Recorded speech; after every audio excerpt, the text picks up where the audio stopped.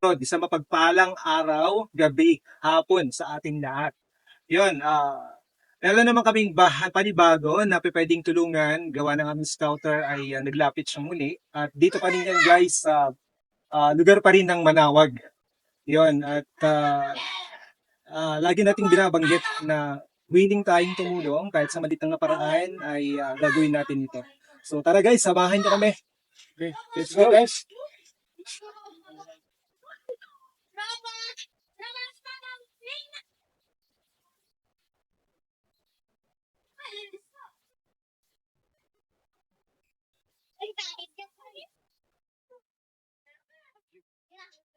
Hello po. Pasok po kami. Magandang hapon. Dito po. Isang magandang hapon natin. Ano ulit yung pangalan mo? Lola po. Jolo. Okay. Ilan taon ka na? 43. 43. May mga anak? Opo. Ilan ang anak? 3 po. Ano yung panganay mo? Ilan taon yung panganay? 23. 23. So ano yun? Nag-aaral pa siya? College na ano? Yung dalawa, elementary o high school? Yung lalaki ko po is 21 years old. Grade 10 lang po ako natapos. Oo. So yun, medyo curious lang kami dun sa pangyayari sa yun. Parang paano nangyari na nagkaroon ng problema o nagkaroon ng cancer yung mata mo? Saan siya nagsimula? Yun po, nagtitinda po kami noon sa Carinderia noong mga 2018 po yun. Tapos, paborito po yung ate ko sa Manila. Tapos yung kapatid ko dito. Ate, magpa-check up ka, sabi niya. Mga 2019 na po yun kasi gumagapang na po siya dito sa loob. Nagpa-check up po naman ako. Pero, nilawan lang po ng doktor. Tapos, bigla na lang po, higa ka na dyan. Iniwan ako. Yung parang sinatak-patak lang ng anesthesia. Pero ramdam ko po yung pagkikiwa sa akin. Tapos sabi niya, kinaumagahan, sabi niya, maligo ka na. Naligo naman sa ako. Tapos, ayun, wala pang isang linggo, tumubo na naman. Pagbalik ko ng isang linggo, bago ka babalik doon sa ospital, bumalik na naman ako, may tumubo na naman, hiningaw na naman. Kaya yun, siguro, nasaktan. Hindi nila kasi dinaan sa laboratory. Oo, yung tamang proseso. Anong taon po nangyari ba ulit yan? Anong taon? Noong 2019, 2020, ganun. Ang proper talaga dyan ay dapat talaga, siyempre merong check-up talaga siya Opo. para makita talaga kung ano yung problema. Pero ganun pa man, ay alam naman natin na hindi tayo against sa mga doktor kasi knowledgeable sila, may alam sila tungkol dyan. Yun nga lang, hindi natin maiwasan minsan merong mga malpractices na sinasabi. At yun, nakakalungkot kasi yun nga yung nangyari sa'yo. Pero bukod doon, nagsimula siya talaga na may tumubo ka may tumubo. Opo. Okay. Pero sa ngayon, yung kabila, okay naman siya o nagkakaroon din ng problema paminsan-minsan? Minsan po. Parang kumari, titita lang siya. Mm. Minsan, ang tingin ko sa kanya, parang siyang naka-plastic ganyan. Parang siyang naka-plastic na parang malabo, ganun po. Oo, parang hindi ka naman detected din yung kabila. Pero ganun pa man ay syempre, alam naman natin na kasama talaga sa buhay yun at nakakalungkot na lang dahil syempre kahit sino yung magkaroon ng maka-experience ng ganyan ay hindi ko talaga masaya. Kamusta naman po yung yung asawa mo? Anong trabaho po niya ngayon? Pero, Barbero. So kahit papaano po ay sumasapat naman po yung pang-araw-araw na kinikita. nakakabili lang naman po siya ng dalawang kilong tigas isang araw. Tapos, yung ulam namin sa gabi. Pag umaga, wala na po. Di ba, base sa scouter natin kuya, ang sinasabi niya na yung asawa daw niya, minsan nakakatatlong gupit lang daw siya maghapon. Tapos, yung tatlong gupit niya ay nakikihati pa yung amo niya. So, bali ang lumalabas, bali 60-40 sila. So, talagang hindi sapat kung 40 sa kay kuya. Ano pangalan niya? Sarbamat. Herbamat. Sarbamat. Okay. So, ganun guys, talagang sadyang mahirap yung kalagayan ng mag-asawang ito. Anong trabaho mo sa natin ulit? Yan po sa Banana Cakes, nag-extra ulit. Nag-extra kayo ba? Bukod doon, meron pa kayong ibang pwedeng pagkakitaan? Diyan lang po. Dyan lang.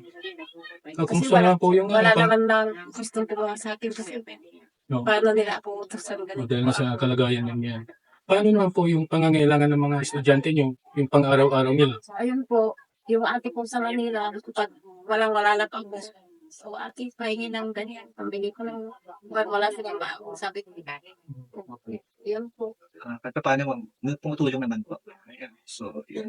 Pero yung dalawa, di ba, tatlo, yung dalawa, ano yan, high school sila, yung dalawa, or elementary. Yung isa po, yung bunso po, grade 7 pa lang. So, yun, tawag dito, kahit pa paano po kasi, alam naman po natin na yung edukasyon po ngayon, mahalaga po talaga, ano. So, kahit sa paanong paraan, basta't malinis po siya, marangay, ay mainam po na itaguyod din po natin sila.